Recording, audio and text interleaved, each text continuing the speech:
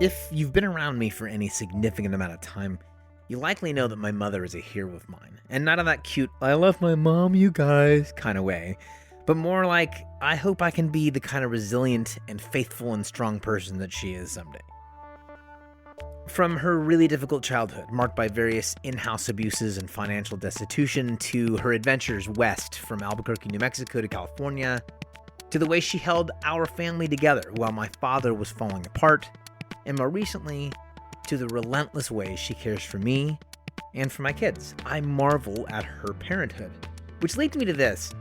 The significance of parenthood seems to often elude faithful and respectful conversation.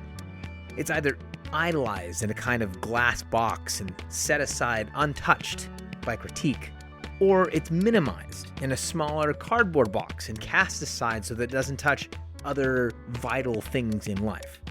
Parenthood is often treated as either the altar on which other aspects of life must be sacrificed, or the pit of despair that must be avoided so that other aspects of life can be enjoyed and pursued. Either way, the battle lines are drawn: career versus parenthood, adventure versus parenthood, romance versus parenthood, ministry versus parenthood, art making versus parenthood, and on and on. There seems to be very little middle ground. And then there's Kayla Craig, whose practice of integrating her parenthood and her career and her adventure and romance and ministry and art is something like a marvel, and more important, something like a beacon and a call forward. She is, like I am, a parent. She's also working on a book of prayers for parents while co-hosting the Upside Down podcast, on which I've been a guest, and producing a podcast called Sacred Ordinary Days. And what I love about her posture in all of this is that she doesn't think it makes her special, she thinks it makes her normal. Well, I like her brand of normal, and I think you will too. This is my conversation with Kayla Craig. Check it out. I don't know why I had you in the Pacific Northwest in my head, but that's not where you live. No, I live in the Midwest. Which, that's fine, but where are you now? Like, where are you calling me from? I'm calling you from Des Moines, Iowa. Are you from Des Moines? Yeah, I'm from Iowa. Yeah, Eastern Iowa. Okay, and you have never left? No, just a brief stint in Minnesota. Did you lose a bet? How'd you end up in Minnesota for a minute? Just when I was a kid, my dad's job. Okay, good. Yeah. So what does it mean for you to be from Iowa? Do you feel like I'm an Iowan? Do you feel like is there an identity tag to that to some degree? That's a hard question right now because Iowa is in just the hot seat of COVID. Our cases are really, really, really high. And it's just kind of not feeling great to live here right now, but I have like unusually not great because of COVID. Yeah. And how does that work? and how it's being handled in leadership and just kind of what you hear some of your neighbors say that are really harmful to other neighbors and just kind of a hard place.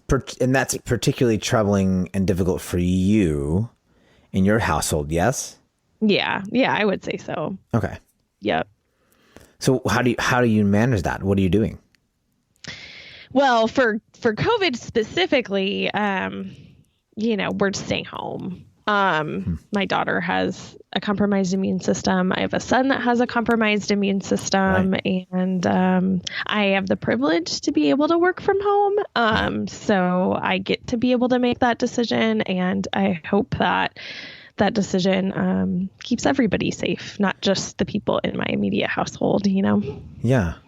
There is something about neighborliness, is there not? That the COVID season exposes and challenges and hones, and it's like a of the things that the season is monolithic about.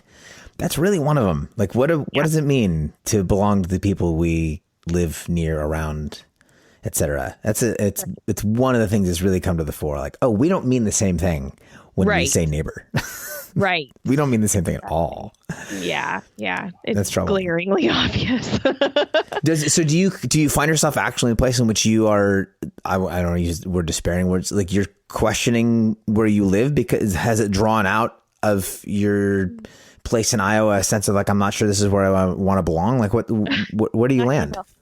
Yeah, I don't know. I want to have a sense of like rootedness for our kids and not, drag them across the country just on my emotions and feelings. And I love being somewhat close to family.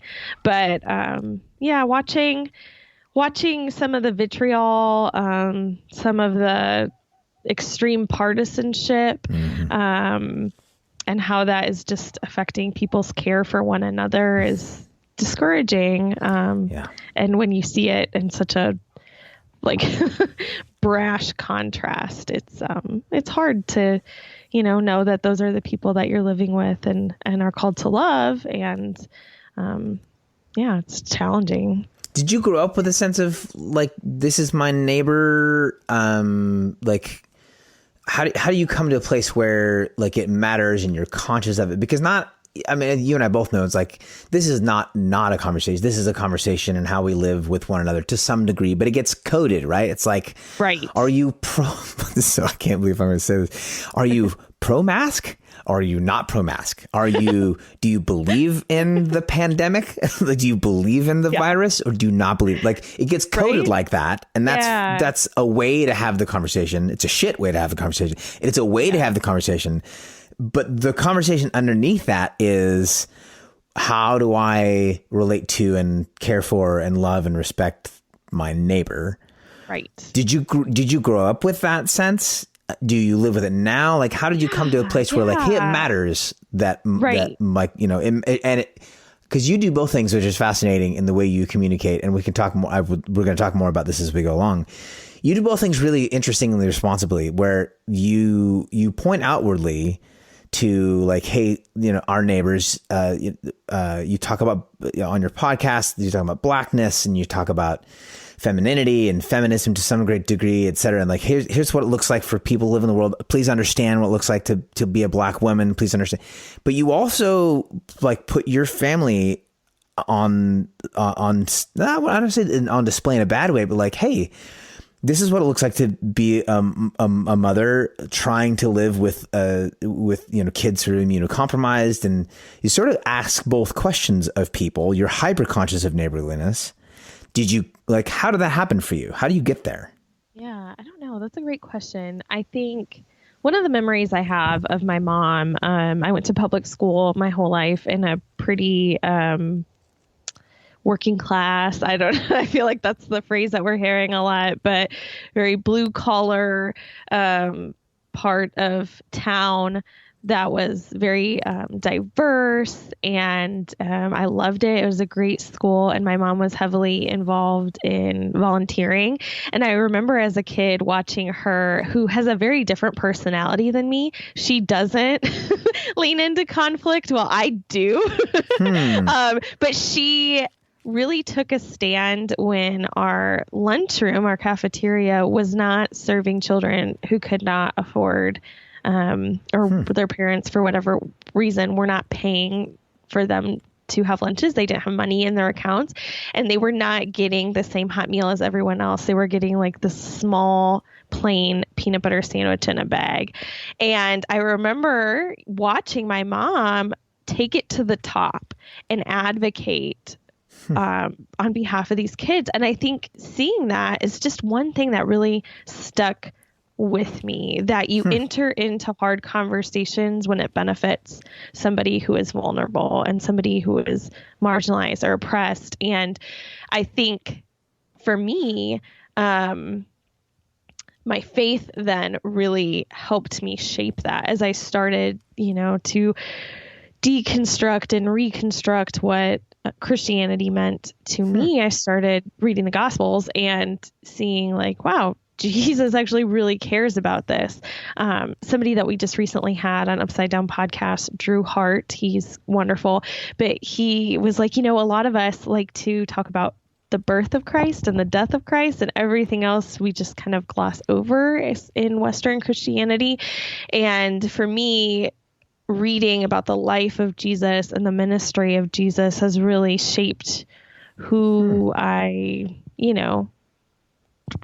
stumbling, grasping, try to be when I'm at my best, Yeah. Yeah. And it plays out now on the podcast. Does it play out it's part of the disappointment, right? To some degree, it's playing out in neighborliness and like direct relationship. How in touch with your direct neighbors are you? Are you someone who like someone pops by to borrow butter, stops in, hangs out? Is it like the Bravermans? I mean, do you guys have I wish. Wouldn't that be wonderful? We watched that show. We watched the show. This Is Us. We watched that show. Whenever it was on, and we had Hulu, and Amy and I, my wife and I, we watched this show. I'm like, I want to be the Bravermans. It's like super. But then I was like, but I'm also not actually available at 3:30 in the afternoon because I have shit to do. But. So were it not true, but yes, but like, are you tied in? Do you have like other, how does your physical neighborliness work? What's that look like for you? Well, that's something that I wish was stronger, to be honest. We have, what I really like about our neighborhood is that we're intentionally not in a place where everyone looks like us. Like our neighbors across the street are Bosnian.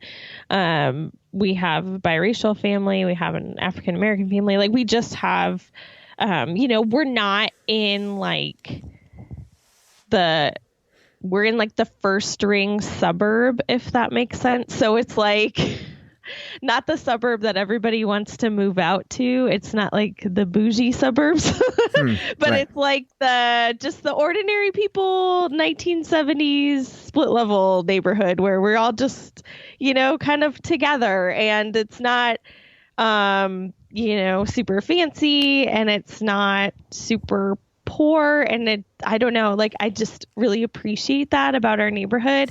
But what is a bummer is that in Iowa, our seasons are so pronounced that I feel like people hibernate for half the year. Oh, interesting.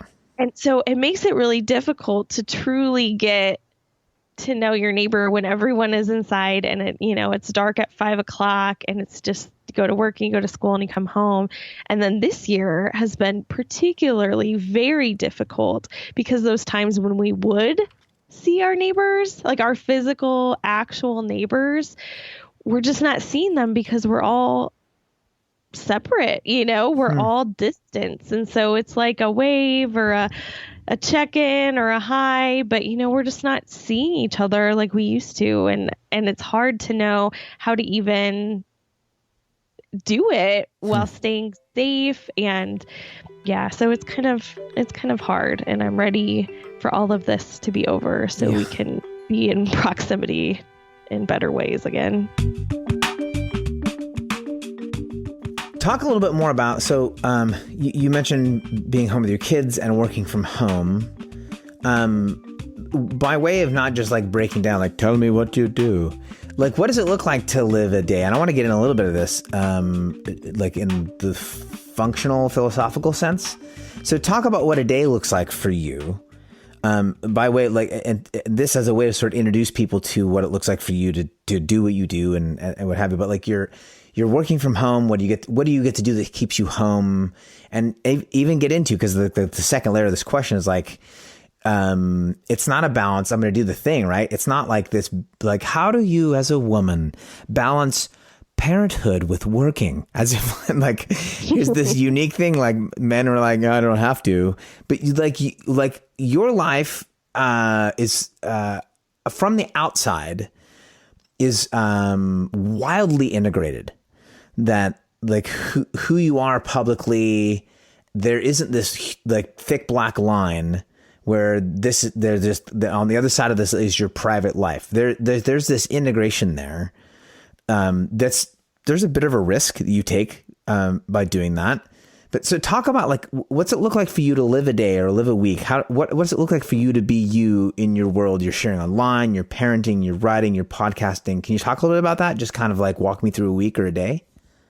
Yeah, absolutely. So I have 4 kids, which colors everything that I do, as a writer, as a podcaster, as a human, as a neighbor. Ages 10 to 4, and they joined my family through biology and through adoption. And all of my kids have just a wide range of personality and need.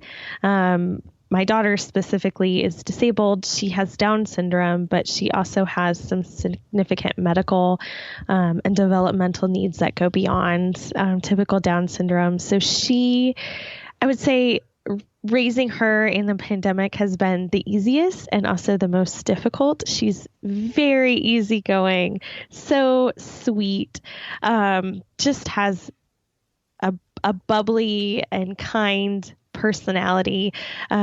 But it also is very difficult because she's not able to go to the day program she used to go. We don't have any help with any therapy. So in a week, my husband and I split, but we do occupational therapy, physical therapy, feeding therapy, and language therapy, all via telehealth right now.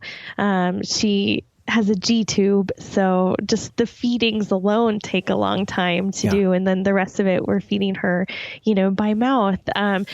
She she's almost 5, but the care for her is very much like somebody developmentally that was a lot younger. And so it's just care for her just looks different in this time. But also we're keeping her safe by having her home, and she's thrived, and she's actually done really well in her therapy. She's worked really hard, and it has been a real gift to get to slow down and spend that time with her. And, it's not like every time is this, sacred spiritual experience, but there is something about one of the techniques I learned in occupational therapy was massage therapy with her, and just getting to slow down and experience touch with each other in a time when we're so disconnected has been a real gift. And so all of my kids are doing remote school, so they have a teacher that they log in with and do school that way. And then I work part-time as a podcast producer for Sacred Ordinary Days. I actually just started working with the team, and they're a great team that creates rooted resources based on the liturgical year and Christian spiritual formation. Your book is in the shop, actually. So I'm really, really enjoying. We're launching in Advent a new series, and I get to produce that. So I work at the kitchen table. I work in the laundry room in a little corner closet that we got rid of our storage. And there's a small, mic and desk and little podcasting setup. On the other side, it's a curtain, and it goes into my boys' closet in their bedroom. So, it's a very, very glamorous. And my husband's a pastor, which being a pastor in this time is difficult for about 1 billion reasons, on top of when it's already difficult to be in ministry. But one of the good things is that he's been officing from home a lot. So the burden of I don't know if burden is the right word, but just the work of childcare while working is not all on me. And we really have a partnership, and I could not do what I do without having somebody else, especially, in this time. Normally I work remotely, but my kids are at school and have childcare, and this is not normal, but it's not normal for anybody in whatever life is looking like, and we're making it work, and we're doing the best that we can. And in the midst of all of this, I'm writing a book. So I I wrote the manuscript over the summer, and now I'm in the process of doing those batch edits. And it's a prayer book of sorts, correct? It's not like a book about prayer. I mean, this is a prayer book, yes? Yeah. It's a collection of prayers, tentatively titled Liturgies for Parents. And I have to say, your book with Scott, both of your books they really spoke to me in a hard time in my life, and really helps me realize the power in the words of another, and just that rootedness of when I didn't have words to pray for myself, somebody else had the words and said, here, take mine. And that helped me in some really difficult seasons with my daughter when she was very sick. And as I was thinking about my 4 kids and how different each of them is for so many different reasons, I just thought, what about if there was a book that leaned into the beauty and the wonder of the everyday, but also the lament and the grief and the hard things that parents are, wrestling with. Like, what do you pray when your kid comes home after a school shooting drill? You know, like, well, what are the words that we have to pray for creation care? What are the words we have to pray for raising a son that goes against kind of the norms of what can be really toxic masculinity? But then also, what do we pray when we want to go on a walk with our kids and just explore? And see, all that to me, and this is a place where you and I overlap here. To me, that just sounds like good religion, period.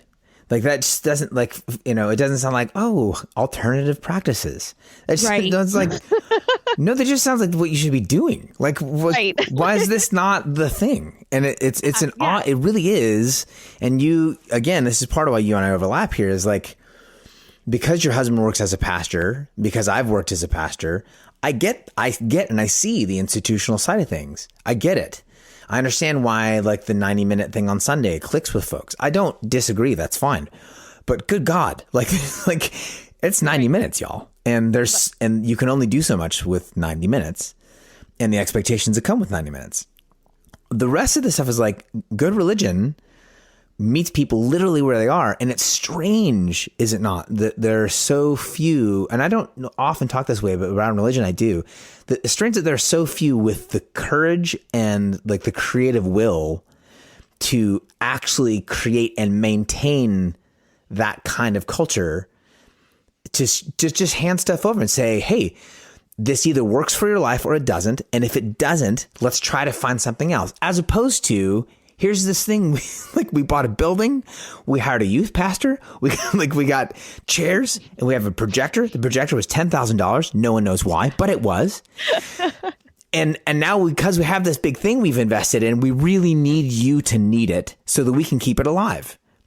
Yeah. And wait, how did that become the thing? How much kinder and more, I don't know, Christ-like it is to say, I'm going to meet you right where you are.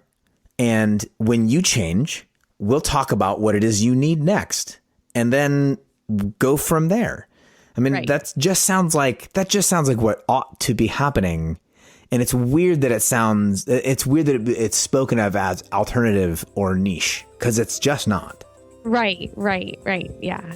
It's like, this is not anything I feel like is necessarily profound. It's just what I'm seeing in scripture, what I'm seeing in my own life play out. And so,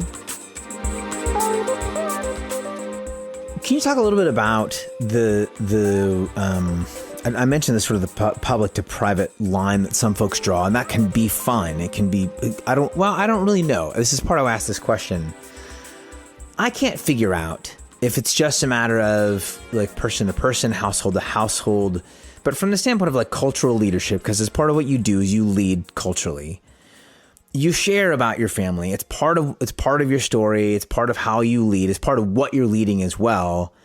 Can you talk about the tensions? Like, are there boundaries to some degree? Are there, in terms of like, this is what it looks like for me to mother. This is what it looks like for me to be a wife. Like, how do you navigate that where like you're sharing, you're being vulnerable and leading with your whole life versus, and I don't know what this would look like for you, versus like oversharing and being like exposed, because that's like a thing there, right? It's like there's vulnerability and then there's being like exposed where like this is not healthy. Do you is that a day-to-day moment to moment thing? Do you have some hard lines? Do you sit down with a therapist who says, listen, no? Like, how do you navigate that? Maybe I should. That's probably not a bad idea for all of us. The no therapist. You will not talk about these things. You will not talk about these things. And these things are all of limits, not these ones. These are. I do have definite, there are boundaries that I do not share about my kids, and I've become more boundaried as they've gotten older, and just as I have learned, I've listened to, so I have 2 kids that are transracially adopted.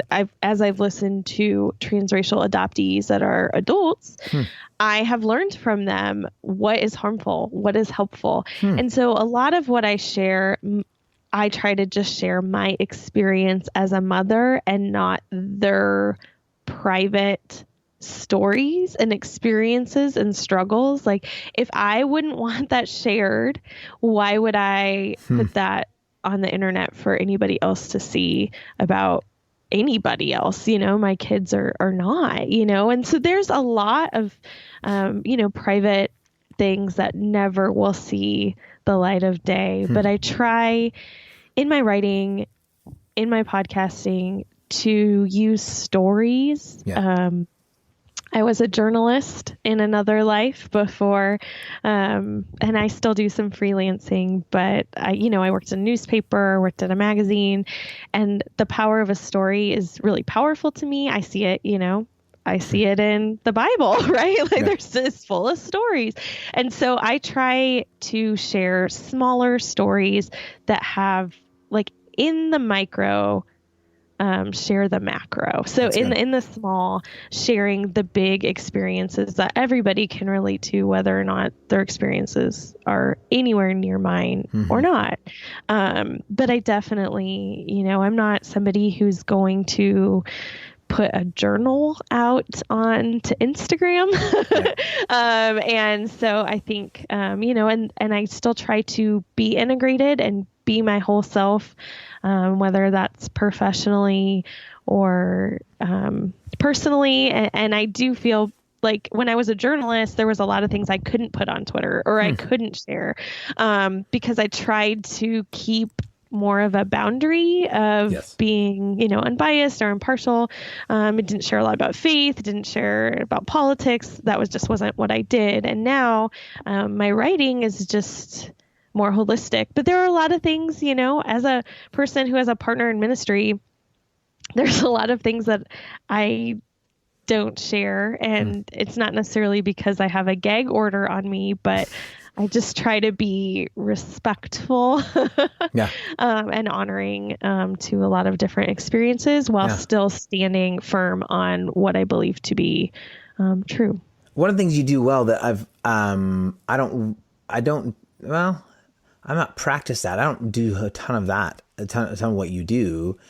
But you do, you write about your experience of another person instead of writing about the other person. In other words, like when we get into writing other people's stories, right? Like there is a permission to some degree that someone can grant you. Yes, right. You can write this story, write my story. But like the more fundamental reality of those things is like, you never really get to, like only I can tell my story as my story. You're always, if I'm writing about you, I'm always writing to some degree about my experience of you. So you do this really good job of actually doing that. You just kind of go to that and lean in. Like I can't tell a story about, I can't tell a Black story. I can tell a story about my experience of Blackness. And you do a really good job of like, it's really clear that it's like, you're not writing from the perspective of your kids.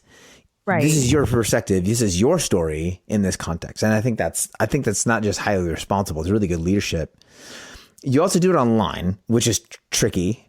It's different than putting it in a book. A lot of what you do ends up in podcast form, or Can you talk about your experience online as a woman online? It's a more dangerous place for women than it is Instagram can be a more dangerous place for women. I watched, or even Twitter. You spend some time on Twitter. But Twitter's a freaking landmine for women in positions of power. I watched, one of my heroes, Kirsten Powers from USA Today, CNN. She's brilliant, thoughtful. She wrote, every time she writes anything with any sort of cultural, spiritual authority about a way to live, a way to think about something, she absolutely gets just pummeled by men about her, the right she has to tell these stories, what authority she has, and then all these curveballs and flaming arrows about her appearance and what she wears and her makeup. It's good God, it's such a terrifying place in ways that I will never run into that. No one will ever jump on my case for what I'm wearing in a video ever. It'll never come up. So it's a strange and more difficult place as a woman. I'd love to hear you talk about you again sharing more vulnerably about your life, your story, your experience of being online and getting feedback, not just from men, but from folks in general. Do you feel, how should I say this? Do you feel like it's a safer place for you? How do you curate places? How have you created a space for yourself where you feel comfortable online? Can you talk about that story, or maybe even share about here are ways in which it's just not, and I won't do this and I won't do that? Right. Yeah. Well, it's interesting because I've had a varied experience. I think, as we all probably have, we've had, I have made dear friends through connecting on the internet. Everything we do with Upside Down Podcast is 100% remote. We're all in different states across the country. These are women that I might not know otherwise who are my co-hosts. And all of it initially happened via some form of social media or blogging back in the day. So I feel really grateful for that experience, because it's really formed my experience on the internet. And so that has been really healthy and good, especially in a time where we might not be getting our full community in person. Right. That has been just a gift of grace, really. But on the flip side is that whenever anybody sees you and they're holding you in your hand and their hand, and they're seeing your pictures and your words, they start to feel like they know you. And in some ways that can be really beautiful and profound and good, but it also can be kind of dangerous, because then it's well, I own you. And so you will say what I want you to say. And so when you say Black Lives Matter, I am going to come into your DMs, or I'm going to comment. Yeah. And then it starts to be just a lot. And so I feel like anytime I say anything that isn't just a really comfortable faith perspective for a lot of white women, I always lose followers. And that is just something that I'm okay with, because I never want to not say it, and I would rather, I'm not here as a writer and as a podcaster, you want to be able to reach as many people with the message that you have, but not at the risk of losing your soul, And so for me, I want to honor people.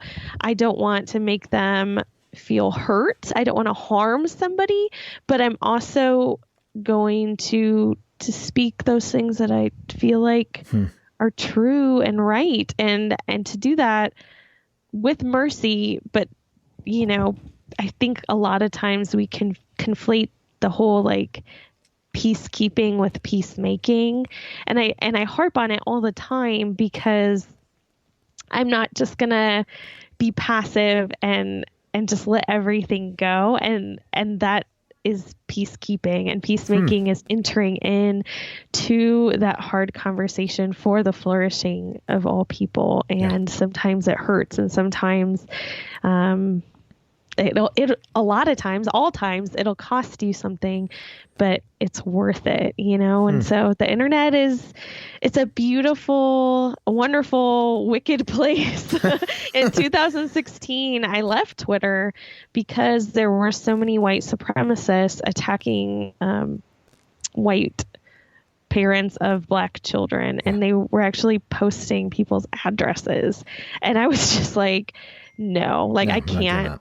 I just can't be in this space at this time. And I only recently kind of started like treading water, getting back in that space, because there is a lot of great thought happening, you know, on there, but it's also, like anything, kind of dangerous. So yes. We have to be wise. And I think we always have to be reassessing. And that's something that I'm constantly doing, and knowing that when I share my experience, it is my family's experience, and always honoring them and choosing them over anything else.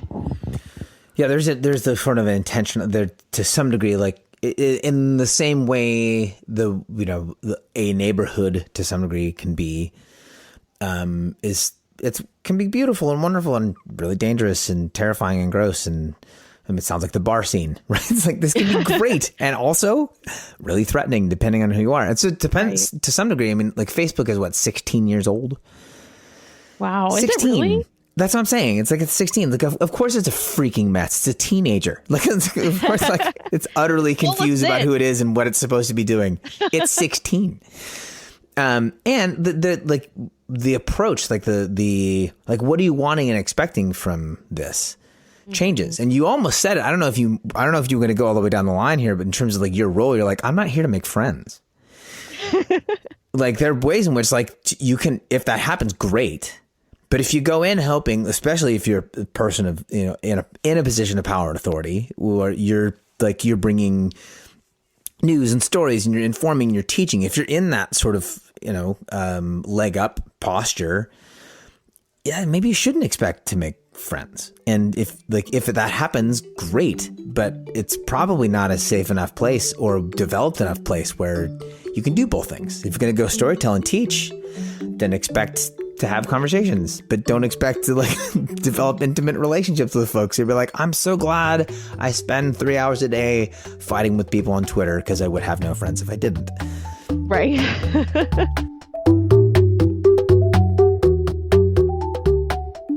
When you talk about practices and like religious practices for you, your life, how much of what you're doing in terms of sharing, like your book on prayers, your prayer book, which that's a Tyndale book, and it drops in like September, is that right? Yeah, next fall. So that's the plan anyway. Okay, great. Yeah. How much of what you're making public is stuff that is like from your life, and how does that process work? And here's why I ask, is I had a conversation the other day with someone about like I'd never thought about it, but they came through the door of like, listen, it's weird for me that you've written prayer books. And I said, okay, why? Like, I'd like to know why that is. Like, what is it about me? And they said, because like prayer is a thing that happens personally. So if these are your personal prayers and then you make them public, like, doesn't that ruin prayer for you? And I was like, that's such a weird, interesting question. I hadn't thought about that. That if like, and her take was, if you're writing prayer books, this is her push on me. If you're writing prayer books, then doesn't that change the nature of your prayer life, so that you're not just thinking about connecting with the divine in some sort of practice. You're hoping it works so you can sell it to other people. And I was like, oh, wow. I don't even know how to answer that question, because like there is this place where like I do want what happens in my life to be transferable, so I can lead and help other people. And I don't really know actually how like much that plays into what's going on with me internally. So I thought about it a lot over the course of the last like 8 and 9 months since that conversation. I'm like, I don't really know where that line is. Are you conscious of that? Like as you're practicing your own religion in your own space, you're, like your own personal liturgies with your family, how conscious are you of like, this is going to be something I pass on? Or is it like, hey, like there isn't a thing here. It's kind of divided. I think about this differently. How does that work for you? Yeah, I think it's really interesting to think about prayer as commodity or prayer as something for the people. And so for me, I feel like the prayers that I write at my best when I'm being intentional and I'm just entering into conversation with the divine is just this outpouring of entering into my story and also other stories. Like I interviewed quite a few people that had different parenting experiences as I was writing the book, kind of bringing in that journalistic component, knowing my limitations as a white middle class woman, I only have the experiences that I have. And so I felt like the Spirit helped me enter into writing about some experiences that I personally didn't have. And my hope is that I hold those up and honor other experiences in these prayers. And, I started writing these liturgies for parents on Instagram just because I thought maybe they would help somebody else. And there was no ulterior motive, there was no like, I hope to sell off this Instagram or, you know what I mean? Like I just had these inside me and felt like there was this kind of, largeness to get out and the way that it was coming out was in, kind of these modern liturgical spins for parents. And so I just put them out there and I started to see that other people were connecting with them. And so, I think we need some corporate prayer in our lives. Like we need those litanies. We need to pray together. And that doesn't take away from those small moments of my own inner prayer, inner work that, I'm doing day to day when I'm throwing in the laundry or when I'm taking a walk with my 4-year-old or when I'm feeding my daughter in her G tube, like those are all, I think, a form of prayer. And we have all different types of prayer. And so I think, when you or I are writing out these prayers, it's not, at least it shouldn't be something to just like pat ourselves on our back and be like, well, we've somehow managed to get the spiritual and the professional combined, pat ourselves on the back and get paid to pray, Right. It's like, yeah, hopefully that's not the case. No, apparently it's a really good gig for those who can get it, but it's not mine. The big public prayer thing, it pays off for folks who want to travel the country and do that. But it's probably not healthy. The podcasts that you're host of a podcast, you are a producer of a podcast. Talk a little bit about your history here. You helped. You were one of the first, right? I think you co-founded the Upside Down podcast. Yeah. And was this is the day and age where it's like, oh, everyone's got a podcast. I'm like, I don't know that everyone has a podcast. And more to the point, like some people are really good at it. Like, yes, you can grab a mic and record it and upload it. I don't know what that is though. Talk a little bit about like your history here with the art of podcasting and like this becoming the relatively central part of your life and expression. Did you go in thinking like, we want to have a podcast and we're going to do X many episodes, or was it like, we're going to try this thing out?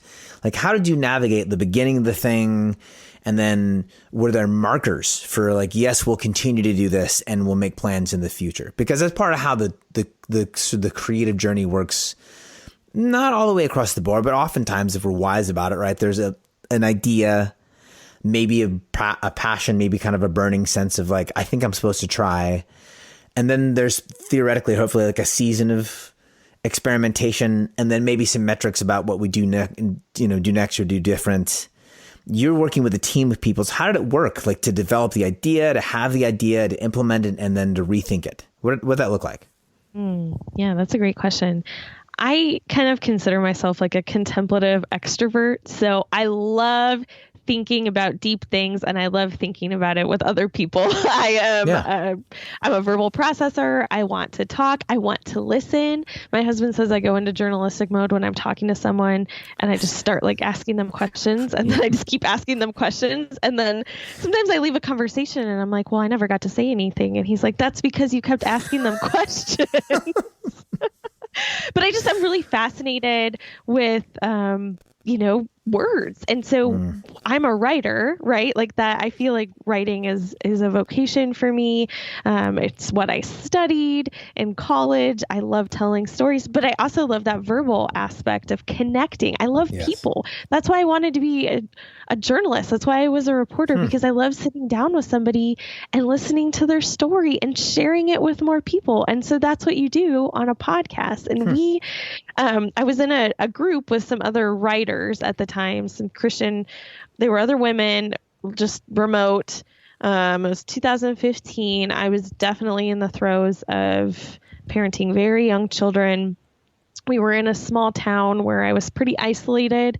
And so being able to write on the internet was an outlet for me as somebody who was working, full time and now not, and having all of this creative energy, having these thoughts about faith and culture and not really having a place to put it out necessarily.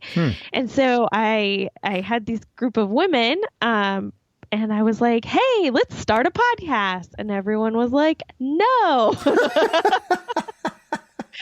Like, what are you thinking? And I'm like, oh, come on. My husband says he'll edit it for us. I'll build the website. Like, let's just try it. And so I convinced everybody to, put in their Apple headphones, like so not fancy. We had, I don't know even what we were using at the time for recording. It wasn't great at all, but we just jumped in and did it. And we called it Upside Down Podcast, kind of on the spin of God's Upside Down Kingdom. And we were like, we're just going to all, come to the virtual table. We're all kind of different, all Christian under the tent of Christianity, but within that very varied experiences, denominations, kind of backgrounds in that way. And we just kind of talked about topics that were meaningful to us at the time. And through the podcast, hosts have been on for seasons and then kind of felt like, okay, I'm going to go work on this part, or I'm going to be more involved in this part of my life and not do podcasting.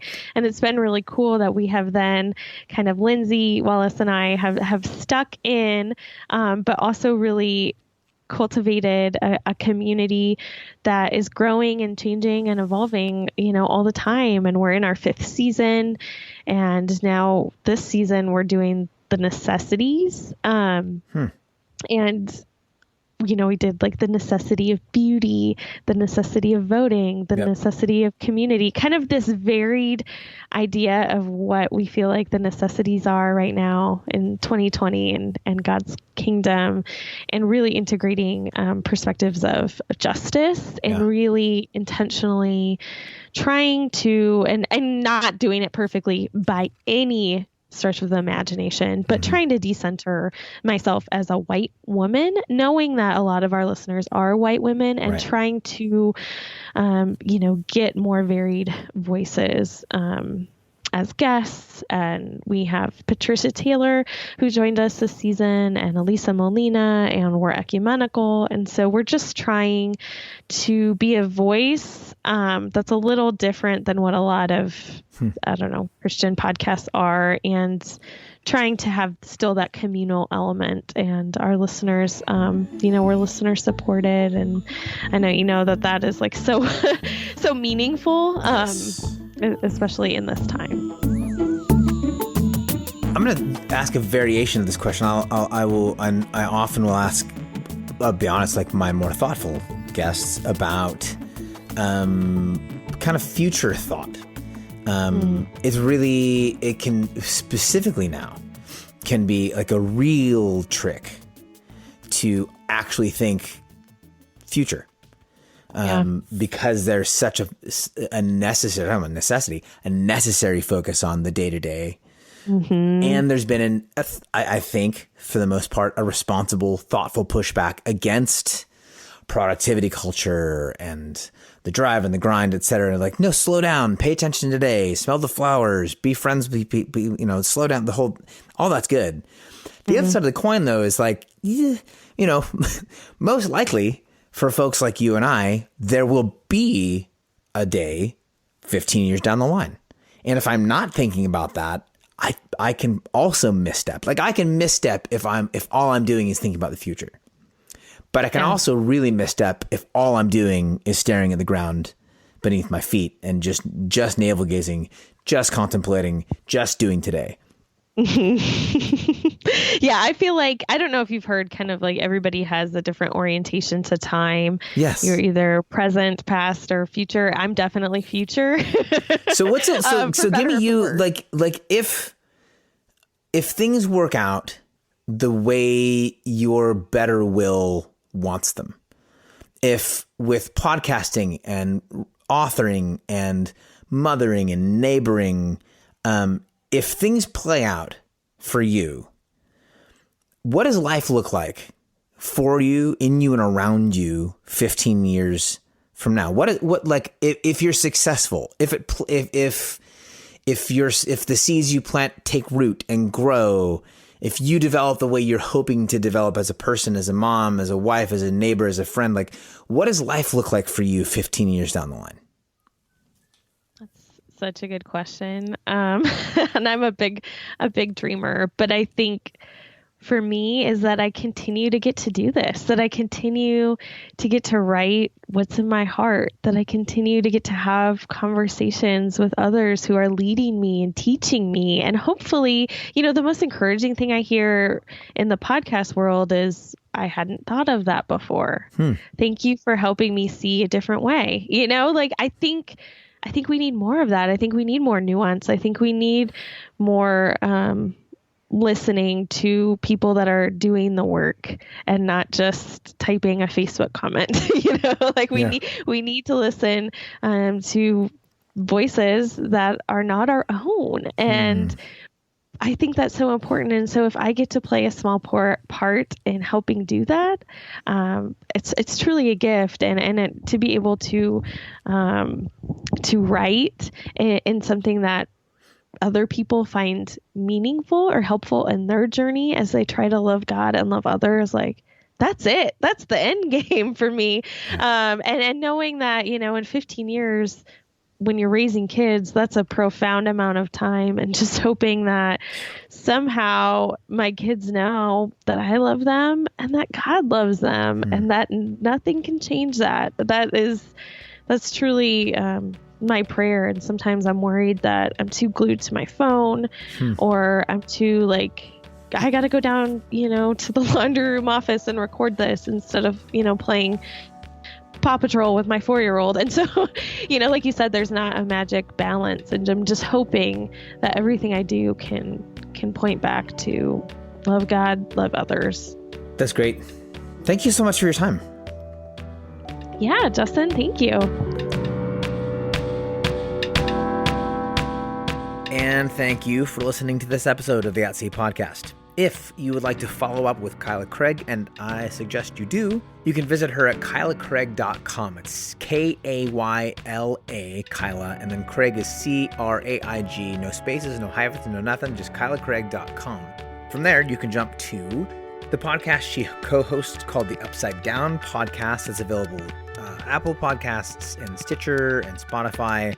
The one she produces called Sacred Ordinary Days, of which she's not a host, still an excellent podcast, is also available all those places. And until the book comes out, the Prayers for Parents book, you can follow along at Liturgies for Parents, which is mostly a feed at Instagram. I don't know if it actually pushes other places, but where I pay attention to it is on Instagram. Liturgies for Parents. It's just that simple. It's beautiful. If you'd like to be part of the team that continues to make this podcast happen, you can visit me at patreon.com/JustinMcRoberts and join us. We would love to have you. Until next time.